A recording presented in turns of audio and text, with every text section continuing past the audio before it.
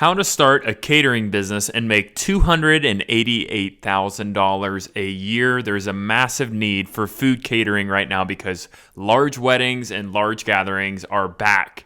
And when you have a large gathering, it is so much easier to bring in a catering company to feed everybody than to try to do it yourself. If you ever tried to cook for 200 people or 150 people, it's a disaster. Leave that up to the professionals. So many people want to do that right now.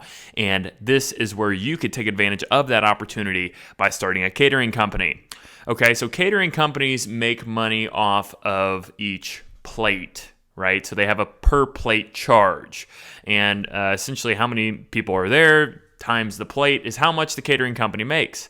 The national average per plate, and this is kind of in the middle, depending on what you look up, it could be higher, it could be lower, is about $40 a plate. And I'm talking specifically weddings.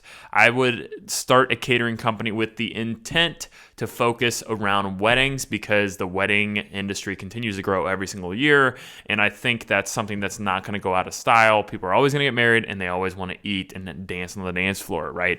So $40 a plate. And my name's Nate Jones. So if you enjoy this type of video, how to start businesses, I have tons of other videos on my channel on how to start certain businesses. So if you're looking for a business idea, go check that out. I also make videos on how to be a successful entrepreneur. So you can give me a like and a subscribe if you got value out of today. Thanks. How much does it cost to start a catering business? Well, there's kind of two different kind of things you can do here because a lot of local states and local governments require a catering company to be operated out of a commercial kitchen. So they are not going to allow you to just operate out of your house. You have to have a commercial kitchen with a certification. Okay, they don't want people just randomly operating out of their house. Okay, so a commercial kitchen lease just for the property is going to be about $24,000 a year. And then your kitchen equipment is going to be about $50,000 if there's not already equipment in there, but you'd probably have to upgrade it. And then a phone and insurance. A phone's going to be about $500 a year, and insurance is going to be about $2,500 for the year as well. Your startup cost, your entire startup cost is going to be about $77,000. Now, we'd likely probably get a loan for that unless you have $77,000 laying around. A loan would be $19,250 down, and the loan amount would be $57,750. So that would put you at a 10% interest rate. Rates suck right now, so that's a little high, and it would be $763 a month. Okay, so you'd have to have $19,250 down to get this business started. Let's get into the most important thing is how much can we make operating this business? Well, I did an average of 150 person wedding. Okay, 150 person wedding and $40 a plate. That means we make about $6,000 off each wedding. We could probably do 8 weddings a month. I know that's a lot, but let's just see what we can do before we scale out this business. If we do 8 weddings a month, that's 2 every weekend because a lot of people have weddings on Saturday and Sunday. Or people have a wedding on Saturday and then there's a separate wedding on a Sunday. So if you could do 8 weddings a month, that puts you at 6 times 8 is $48,000 a month.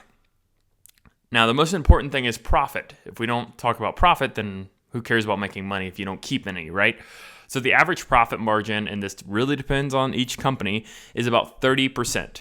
And it depends on the food you're cooking and all that. But let's just use an average here. 30% puts us at times $48,000 a month, puts us at a profit margin of $14,400.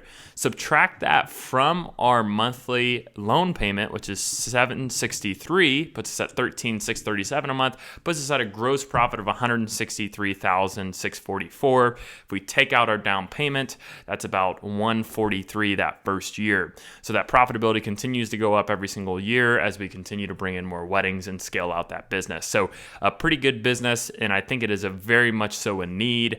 I'm going to go through some positives and negatives of this business. The positive is that it's always going to be needed, where people are always getting together with other people. They're always going to have weddings. They're always going to have large events, and you need people to feed people. So we need to provide food. So that's always going to be there. Number 2, it's pretty profitable. As long as you're making more money than what your food costs and your kitchen and your expenses, then you're going to be pretty profitable. It's pretty hard unless you put your price so low that it just doesn't make sense, but you wouldn't do that. This business is pretty scalable. I think you could scale out to different cities if you really wanted to, taking the same kind of model. I think it's pretty easy as long as you can kind of manage the people. Some negatives are the people, because you're going to need employees to serve the food. You're going to need employees to show up on time and provide a professional manner for your catering business. So people will probably be likely, as in every business, your biggest headache, dealing with people showing up on time and actually showing up. Also, dealing with price point. A lot of people will probably call around. They want the cheapest catering company. So making sure that you're at a good price point where you're competitive in the market, but also not so low that you're not making any money, is going to be interesting dynamic for you to find out. Easy way to find that is call catering companies in your surrounding area and ask what they charge. There's nothing against that, and I think you could easily do that and find your price point. The next thing we need to do is we need to think of all the ways in which this business can fail. Number one is sales. That means you're not getting events. And one easy way to get sales in a catering business is to reach out to every wedding event center, go meet with them, go visit them, call them and say, hey, I'm interested in being a catering company on your catering list.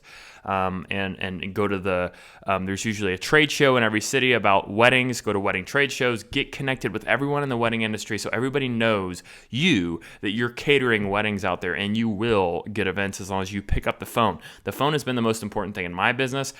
Cold calling, reaching out to people I don't know, networking, that is all done through the phone or going up and showing up and knocking on their door and say, hey, I own a catering company.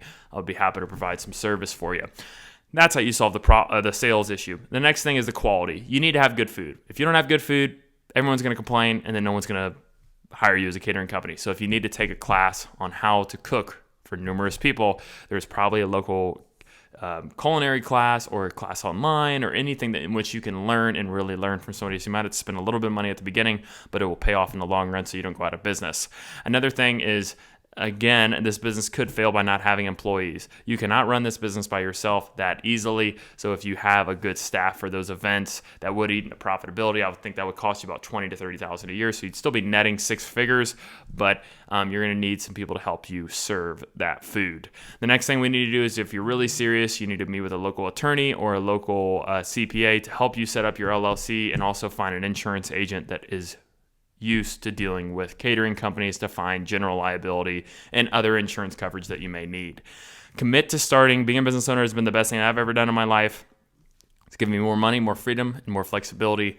And I suggest that you look at starting this business. If not, go check out some of the other videos on my page on how to start businesses. My name's Nate Jones. Hit like and subscribe. Thanks.